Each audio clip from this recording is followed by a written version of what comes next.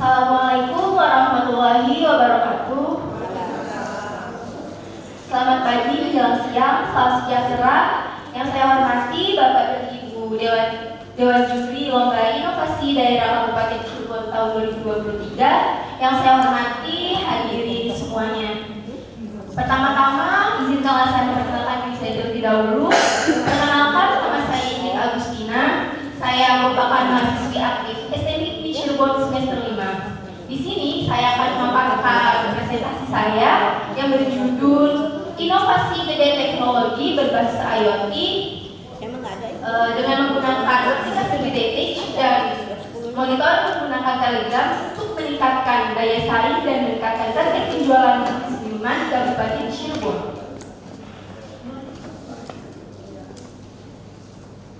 Kemajuan teknologi saat ini semakin pesat. Namun tidak dapat dipungkiri bahwa kemajuan teknologi harus dimanfaatkan, diteliti, dan diaplikasikan dalam kehidupan sehari-hari. Termasuk teknologi jaringan internet. Jaringan internet memungkinkan seseorang dapat mengakses informasi kapanpun dan dimanapun. Teknologi jaringan internet yang saat ini sedang berkembang yaitu Internet of Things atau IoT. IoT merupakan gagasan bahwa sebuah objek di dunia nyata dapat berkomunikasi satu sama lain sebagai sistem yang terintegrasi dengan jaringan internet sebagai penghubungnya.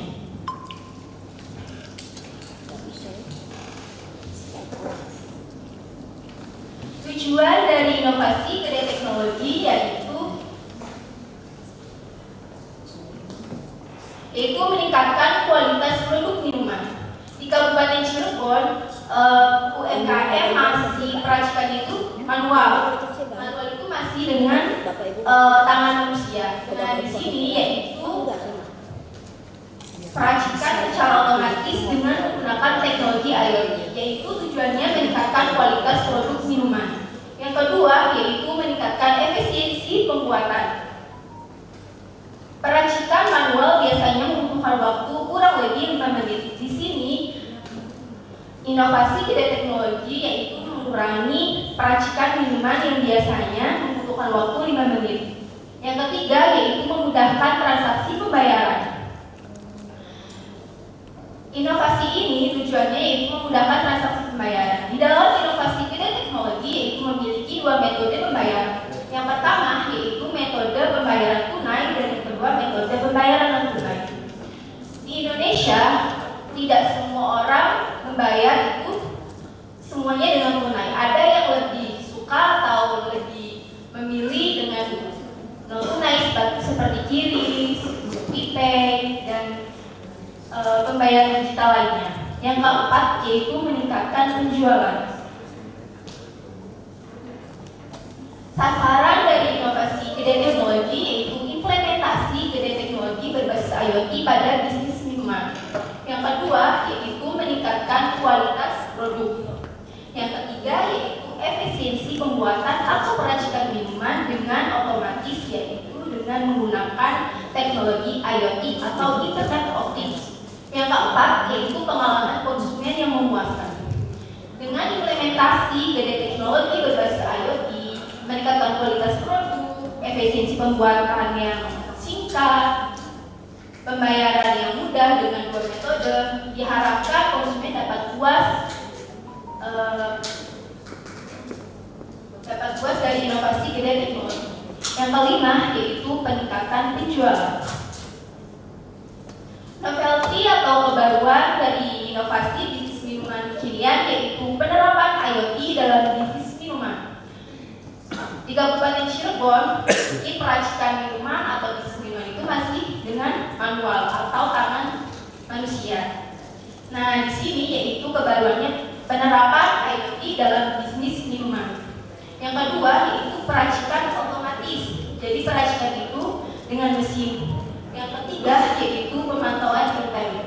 Di sini kita dapat memantau stok bahan baku maupun bahan-bahan minuman itu menggunakan Telegram. Yang keempat yaitu efisiensi waktu. Yang kelima yaitu mengikuti tren gaya hidup. Pada zaman yang modern ini, masyarakat menghargai yang praktis, yang cepat, cepat. Yang keenam yaitu kualitas produk terjaga. Yang ketujuh yaitu potensi penghematan biaya.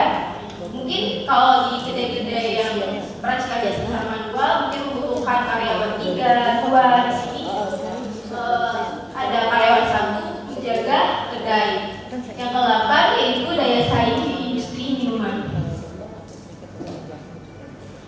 Target dari inovasi kedai teknologi yaitu pengusaha minuman atau UMKM, yang kedua konsumen, dan yang ketiga yaitu masyarakat luas.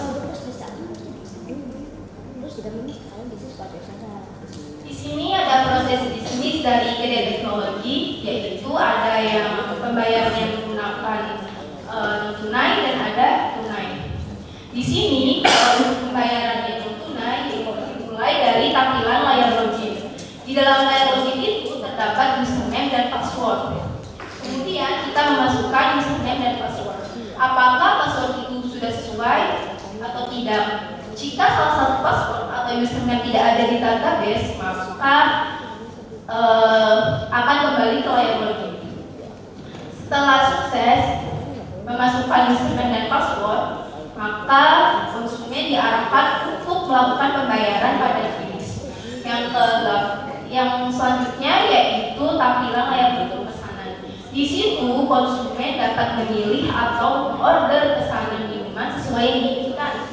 Lalu data yang tadi dikirim ke server mengirimkannya ke mesin bekerja, lalu mesin berhenti dan minuman siap disajikan.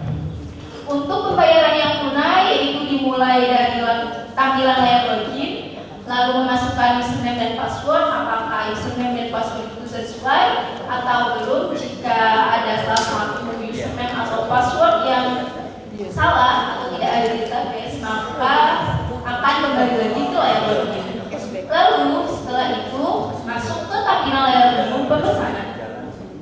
Tampilan layar menu pemesanan terdapat beberapa macam varian rasa minuman yang bisa dipilih oleh konsumen. Kemudian data tersebut dikirim ke server. Lalu server bekerja dan mesin berhenti, kemudian minuman siap disajikan kepada konsumen. Ini untuk alur atau flowchart dari monitoring menggunakan Telegram, yaitu dimulai dari inisialisasi hotspot atau WiFi yang digunakan. Setelah hotspot atau WiFi sudah terhubung, lalu inisialisasi sensor. Sensor mengirim data apakah volume atau varian yang ada di penampungan atau mesin tersebut habis. Jika habis, nanti akan dikirimkan notifikasinya melalui Telegram.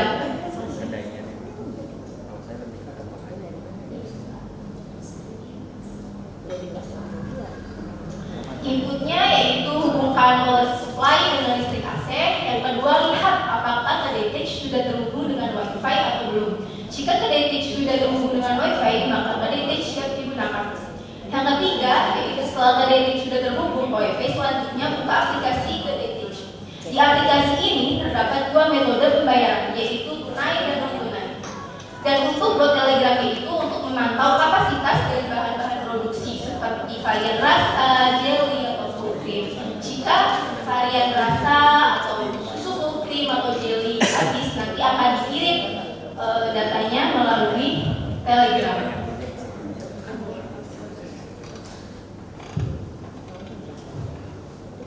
Ini output sesudah dan sebelum inovasi. Sebelum inovasi itu peracikannya masih menggunakan tangan manusia atau manual. Yang kedua yaitu konsistensi rasa yang bergantung pada kemampuan individu. Yang ketiga yaitu waktu tunggu yang kurang singkat. Yang keempat yaitu hanya bisa melakukan pembayaran dengan uang tunai. Sudah inovasi yaitu peracikannya otomatis menggunakan teknologi IoT. Yang kedua yaitu konsistensi rasa yang tinggi. Yang ketiga yaitu waktu tunggu yang singkat dan pembayaran yang fleksibel dapat berupa tunai maupun non tunai. Hasilnya yaitu peningkatan efisiensi operasional. Yang kedua konsistensi produk yang lebih tinggi. Yang ketiga yaitu pelayanan yang lebih cepat. Dan yang keempat yaitu keunggulan kompetitif. Yang kelima yaitu peningkatan pemahaman pelanggan. Dan yang keenam yaitu peningkatan pengalaman konsumen. Potensi pengembangan dari inovasi kedai teknologi yaitu jika kedai tech terbukti sukses dalam satu lokasi atau wilayah, ada potensi untuk mengembangkan ke lokasi lain atau pembukaan cabang. Yang kedua yaitu konsep kedai teknologi berbasis IoT ini dapat diterapkan dalam berbagai jenis bisnis minuman, termasuk kafe, restoran cepat saji, atau kedai minuman khusus. Ini untuk tampilan layar loginnya. Yang ini untuk tampilan pembayaran yang tunai dapat dilakukan dengan QRIS. Yang ini tampilan menu. Ini gambaran kedai teknologinya, ada tunai dan non tunai dengan 2 device.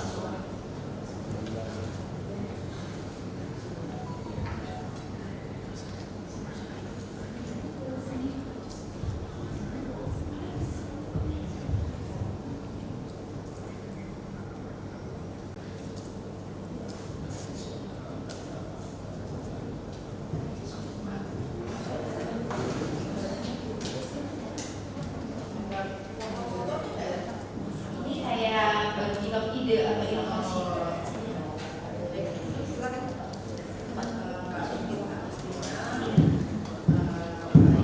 Sudah mempresentasikan tadi cuma 12 menit.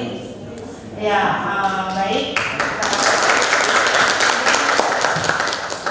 Kami beri kesempatan pertama kepada tim juri dulu untuk memberikan saran masukan kepada Mbak Inggit Agustinari. Silakan tim juri. Baik, terima kasih Bu Kalvini. Mbak Inggit, selamat ya. Alhamdulillah Anda sudah masih mahasiswa ya, tapi sudah punya inovasi ya, sudah punya inovasi. Ini tentang tadi kalau bilang judulnya panjang, jadi nanti kita mau disederhanakan lagi ya kita judul inovasinya. Biasanya berapa kata Pak untuk ini? Maksimal 3 inovasi. Untuk judul inovasi jangan terlalu panjang ya, jangan terlalu panjang. Nah terus kemudian ini kan tadi kalau saya baca di proposal itu 15 juta ya untuk pembuatan aplikasi ini kan 15 juta. Nah sasarannya UMKM yang seperti apa Mbak Ingrid? Izin menjawab Bu. Jadi UMKM kayak bisnis minuman kayak kafe, maksudnya UMKM kayak jualan kekinian minuman tuh ya, yang di jalanan atau yang memang sudah punya tempat tadinya atau bagaimana? Dua-duanya. Baik, nanti dipikirkan lagi ya, itu 15 juta untuk biaya pembuatannya, terus kemudian marketable tidak nantinya kan inovasi itu pada ujungnya adalah hilirisasi gitu ya. Nah itu nanti mungkin jadi masukan saja, silakan dikonsultasikan lagi dengan dosen pembimbing ya. Nah terus kemudian terkait tadi sudah marketnya, terus kemudian ini bedanya kedai dengan yang lain atau ada tidak inovasi yang serupa? Kalau biasanya kan kalau bisnis kan diracik dengan tangan ya, tangan penjualnya. Kalau ini menggunakan mesinnya itu mesin otomatis, jadi lewat HP itu mengirimkan datanya itu dari server ngirim ke mesin gitu. Jadi pengennya pas misalkan varian strawberry, nah nanti si data itu ngirim ke mesin bekerja sendiri. Nanti dari masa dari maksudnya begini, jangan sampai ya begini saya yang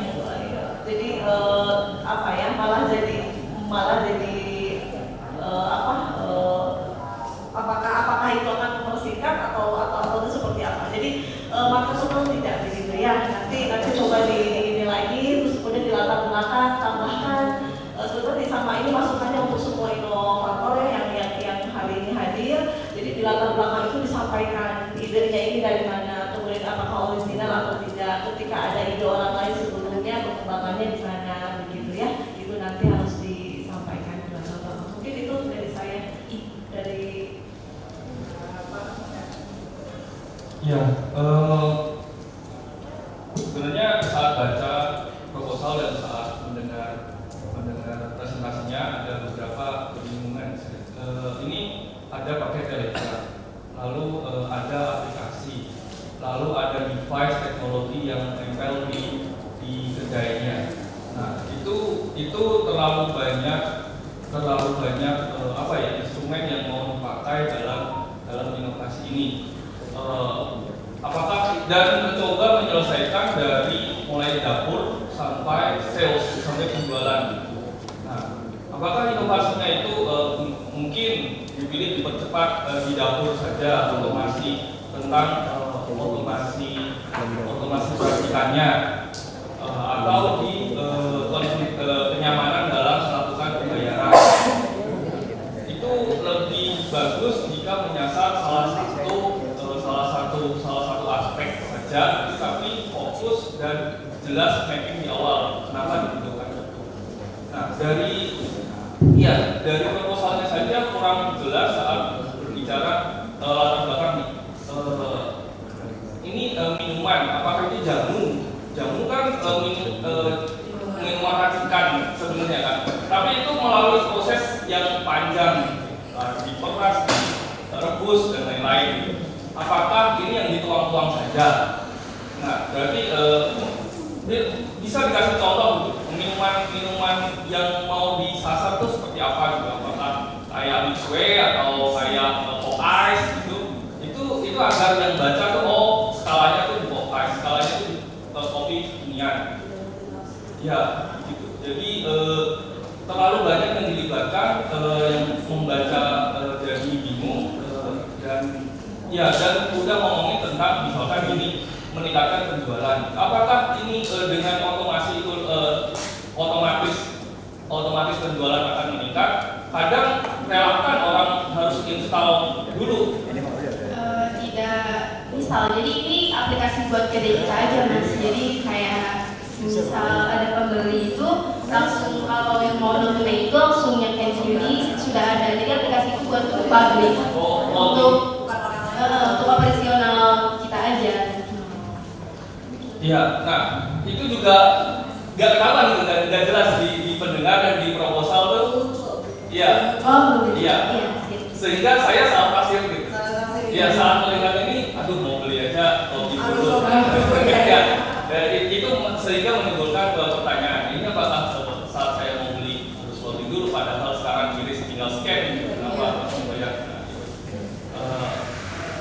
Ya, padahal pengguna itu kan ya itulah, masih banyak aspek-aspek teknologi yang harus difokuskan, pilih mana aspek yang mana mau ditekankan dengan mapping persoalan yang lebih jelas.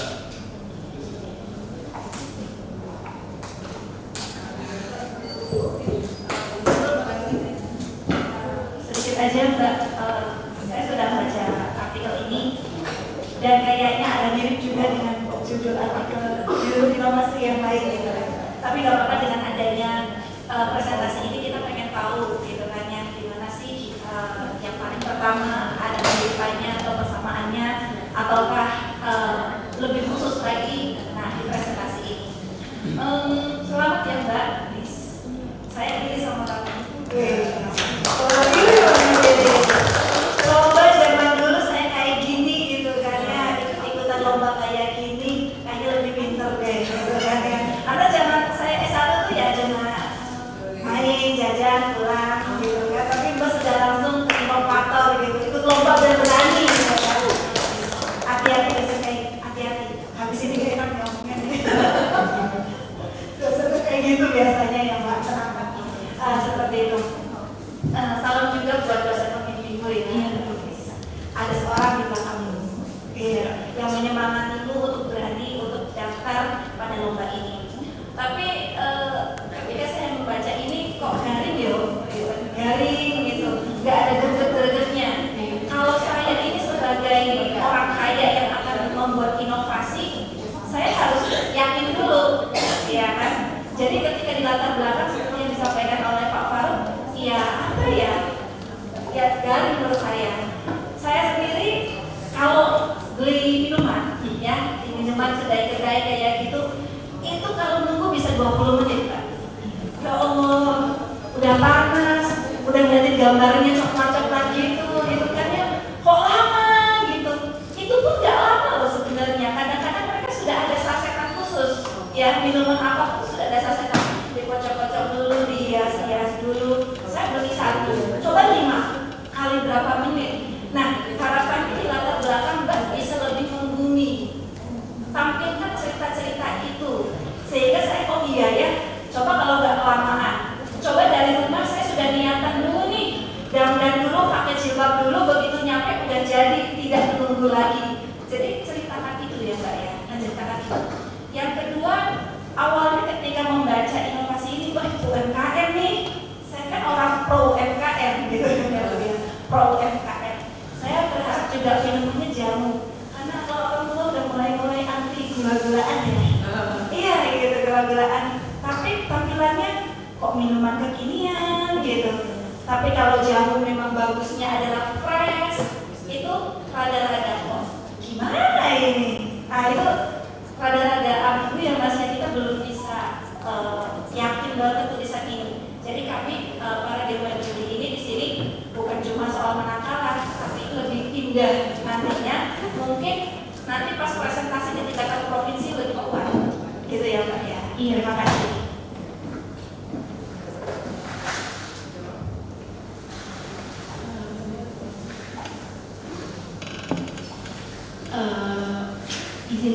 Izin menjawab untuk pertanyaan Ibu Nurul.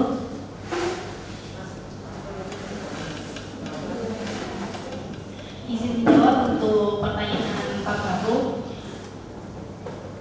Kayak kenapa kalau kesenian itu harus ribet kayak login dulu, masukin password, username, terus kayak sasarannya tuh kayak masih gimana gitu teknologinya tuh, lebih kayak keperacikannya atau dari dapurnya ya.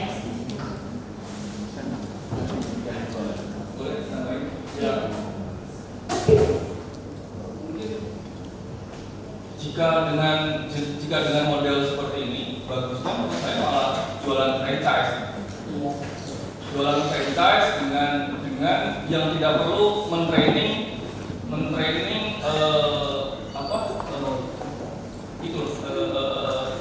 pegawai, tidak perlu mentraining pegawai. Ini dijual package sebagai franchise itu lebih terkena. Jadi yang disasar bukan pembeli retailnya, tapi bisnis to businessman, sehingga dia punya kedai seperti ini, pegawainya ini, pembayarannya mudah. Jadi sasarannya itu bukan konsumennya, tapi sasaran jualan ini ke orang-orang yang mau bisnis, yang punya tempat. Misalkan saya ditaruh di kampus, itu punya senan taruh ini. Nah, itu lebih menarik mungkin jika yang baca adalah sasarannya adalah si calon yang mau berjualan tentang ya. Jadi seperti itu. Ya butuh kemasan proposal lagi agar ini tuh menjadi menarik dibaca.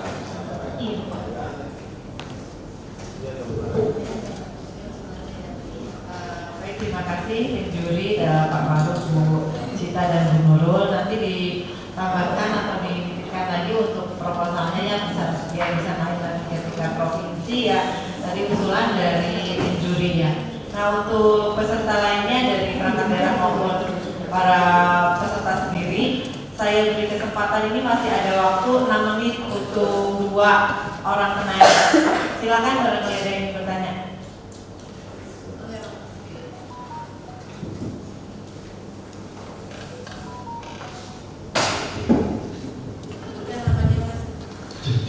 Assalamualaikum warahmatullahi wabarakatuh. Perkenalkan, nama saya Namabihi. Di sini saya juga pengalaman pembuatan aplikasi ya. Jadi masalah utamanya itu kan di aplikasi pembuatannya itu menggunakan Arduino. Arduino kan ini kan banyak sekali fitur-fitur yang digunakan untuk aplikasi. Nah, apakah masalah yang dari pembuatan masalah aplikasi ini itu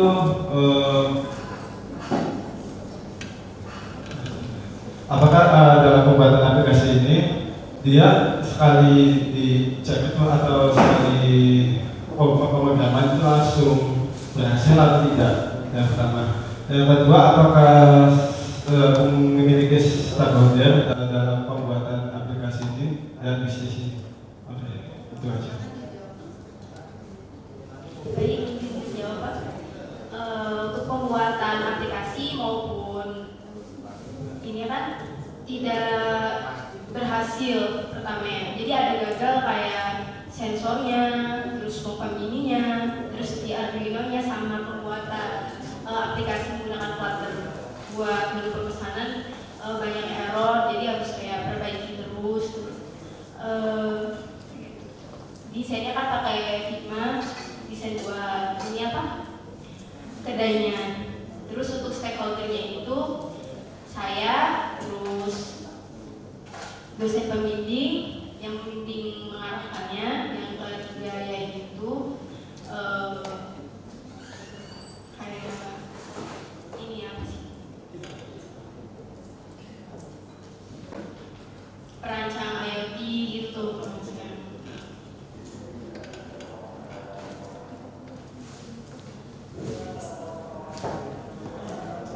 Stakeholdernya kalau menurut saya kurang ya, kalau misalkan cuma tiga itu yang ada Arduino, IoT dan dosen pembimbing. Sebenarnya kita harus merangkul namanya investor. Investor itu tujuannya untuk mendanai alat ini, dia dirinya itu tidak menggunakan dana sendiri.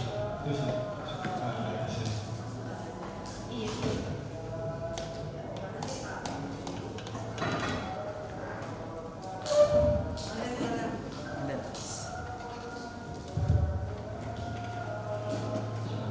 Assalamualaikum warahmatullahi wabarakatuh.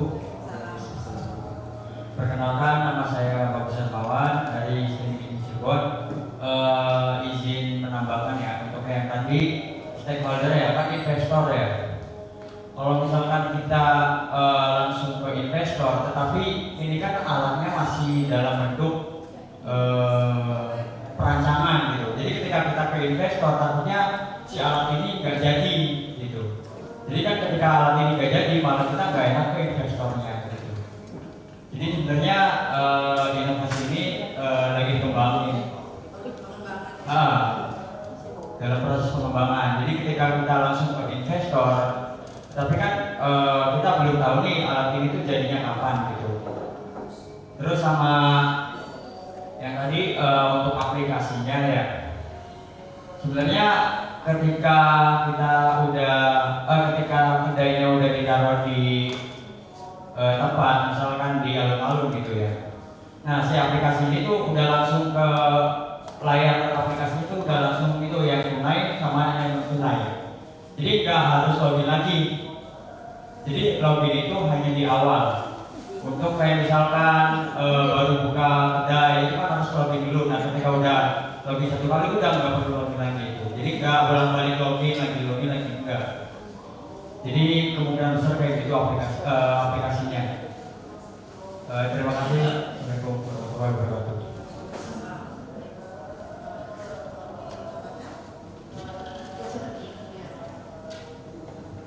Terima kasih mungkin temennya ya tadi ya, dari sama-sama dari STIMIK.